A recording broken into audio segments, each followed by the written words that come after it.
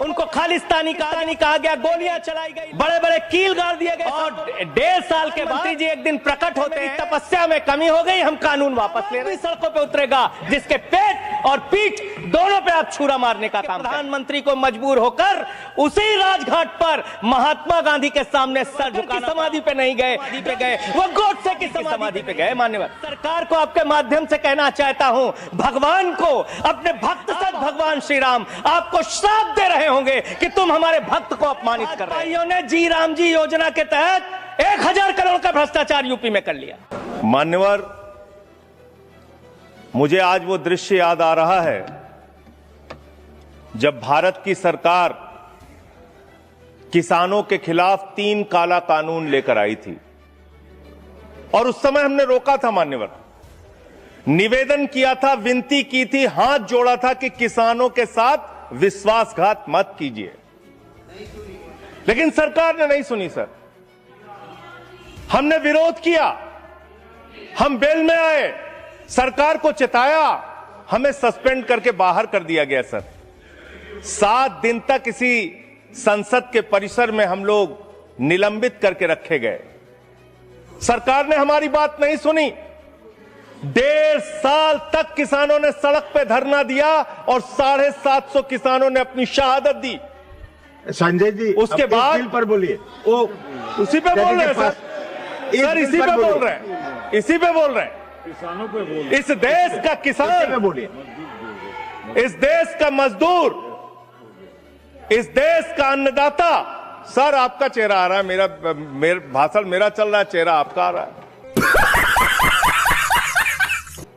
आपका इस देश का किसान, आपका आ रहा है, आपका आता है। इस देश का मजदूर, इस देश के करोड़ों लोग सड़कों पर उतरे, उनको खालिस्तानी कहा गया, पाकिस्तानी कहा गया, गोलियां चलाई गई, लाठियां चलाई गई, बड़े बड़े कील गाड़ दिए गए सड़कों पे और 1.5 साल के बाद प्रधानमंत्री जी एक दिन प्रकट होते हैं, कहते हैं मेरी तपस्या में कमी हो गई, हम कानून वापस ले रहे हैं। कि हमने 3 कृषि कानूनों को वापस लेने का, रिपील करने का निर्णय लिया है। आज मैं आपसे कहना चाहता हूं मान्यवर, यह ऐतिहासिक भूल आप करने जा रहे हैं, यह गुनाह और पाप आप दोबारा करने जा रहे हैं और इस काले कानून को पास करने के बाद इस देश का मजदूर सड़कों पे उतरेगा, इस देश का किसान सड़कों पे उतरेगा, इस देश का आम आदमी सड़कों पे उतरेगा, जिसके पेट और पीठ दोनों पे आप छुरा मारने का काम कर रहे हैं। यह मैं कहना चाहता हूं मान्यवर।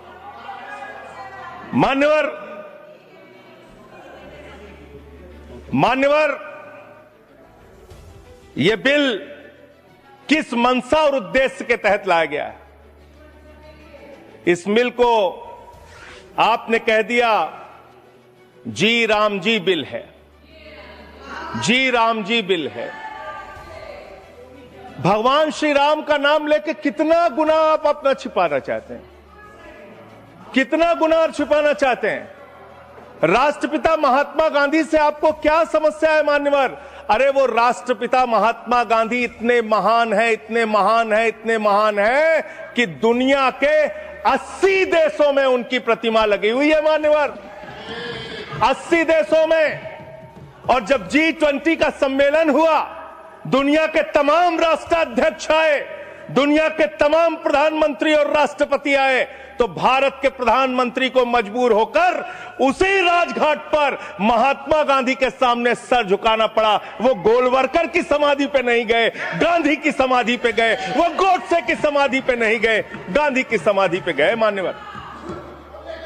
मान्यवर, राष्ट्रपिता महात्मा गांधी जो राम राज्य की कल्पना करते थे, राष्ट्रपिता महात्मा गांधी जो रघुपति राघव राजा राम का पाठ करते थे, राष्ट्रपिता महात्मा गांधी जो भगवान श्री राम के सच्चे भक्त थे। और याद रखिएगा मान्यवर, इस सरकार को आपके माध्यम से कहना चाहता हूं, भगवान को अपने भक्त से बहुत प्यार होता है। आज भगवान श्री राम आपको श्राप दे रहे होंगे कि तुम हमारे भक्त को अपमानित कर रहे हो, तुम अपने भक्त को, तुम हमारे भक्त को अपमानित कर रहे हो। भगवान श्री राम आपको जरूर श्राप दे रहे होंगे मान्यवर। मान्यवर, मैं शिवराज सिंह जी चौहान कृषि मंत्री जी को अटल जी के एक घटना से याद दिलाना चाहता हूं, राम के नाम का महत्व। एक उनके प्रतिद्वंदी ने बयान दिया मान्यवर, राजनीतिक प्रतिद्वंदी ने। उस प्रतिद्वंदी ने कहा, अगर अटल जी को पूजा करनी है तो मेरी पूजा क्यों नहीं करते, मेरे नाम में भी राम लिखा हुआ है। अटल जी ने उसको जवाब दिया, राम हमारे लिए मर्यादा के प्रतीक हैं, राम हमारे लिए आदर्श हैं, राम हमारे लिए आराध्य हैं, राम हमारे लिए देवतुल्य हैं। अरे राम वो हैं जो पिता का वचन निभाने के लिए 14 वर्ष तक वनवास में रहे। राम वो है जिसने लंका का नाश किया। और राम चरित्र का नाम है, राम मर्यादा का नाम है, राम आदर्श का नाम है। राम के नाम में चरित्र होना चाहिए, वरना तो हराम में भी राम लिखा हुआ है। और अभी तो रुको, क्लाइमैक्स अभी बाकी। वरना तो हराम में भी राम लिखा हुआ है। इसलिए राम का नाम लगा लेने मात्र से आपके गुनाह नहीं छिप जाएंगे।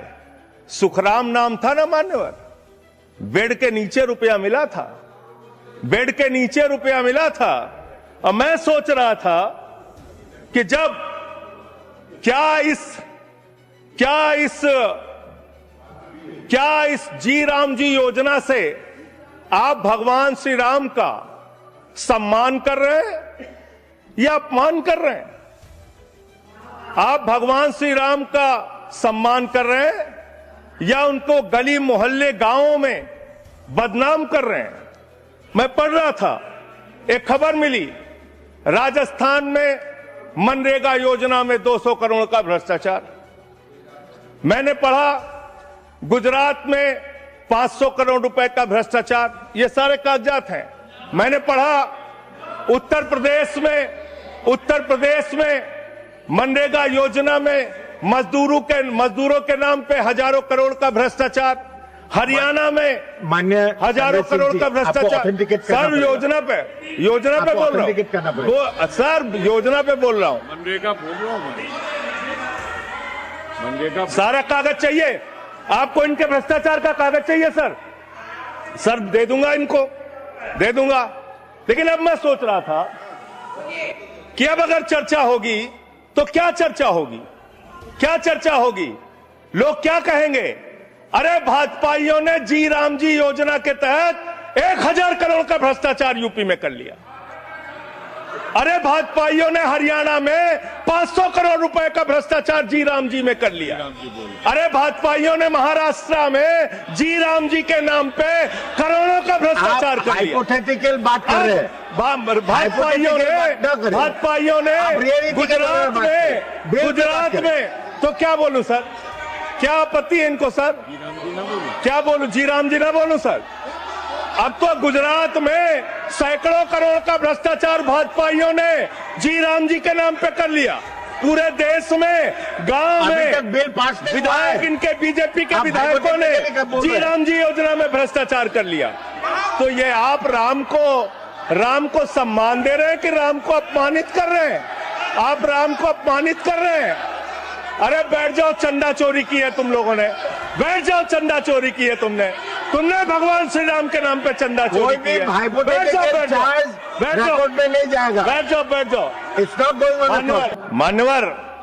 मान्यवर, मैं भाजपाइयों के लिए, भाजपाई मित्रों के लिए एक गाना गाना चाहता हूं कि देखो ऐ दीवानों ऐसा काम ना करो, राम का नाम बदनाम ना करो, राम का नाम बदनाम ना करो।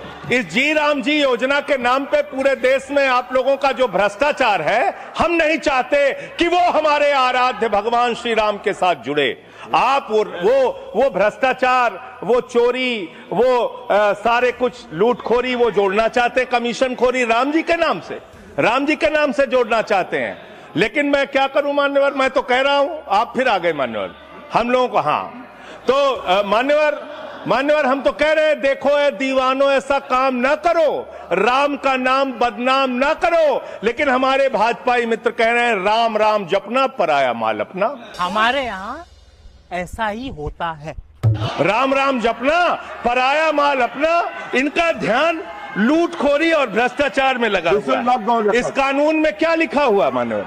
इस कानून में लिखा हुआ है मान्यवर, इसमें लिखा हुआ है कि 40% हिस्सा राज्य सरकारें देंगी, 60% हिस्सा केंद्र सरकार देगी। पहले 90% हिस्सा केंद्र सरकार देती थी, 10% हिस्सा राज्य सरकारें देती थी। आज तो ज्यादातर राज्य सरकारें आपकी नीतियों की बदौलत, आप जीएसटी का पैसा खाते हैं, राज्यों के टैक्स का पैसा खाते हैं, आपने राज्यों को खोखला कर दिया, आपने राज्यों को कर्ज में डुबा दिया। अब आप कह रहे हैं राज्य सरकारें इसमें पैसा लगाएंगी, यानी आप इस योजना को मारना चाहते हैं, आप इस देश के मजदूरों का हक मारना चाहते हैं, इस योजना को पूरी तरीके से खत्म और समाप्त करना चाहते हैं। इस मंशा से आप इस योजना को लेके आए हैं। हमारी योजना ऐसे नहीं होती। आपको लगता होगा कि लास्ट मोमेंट ऐसा कर दिया, लास्ट मोमेंट ऐसा कर दिया, ऐसा नहीं होता है जी। हम बहुत डिटेल में प्लान करके चीजों को ऑर्गेनाइज करते हैं।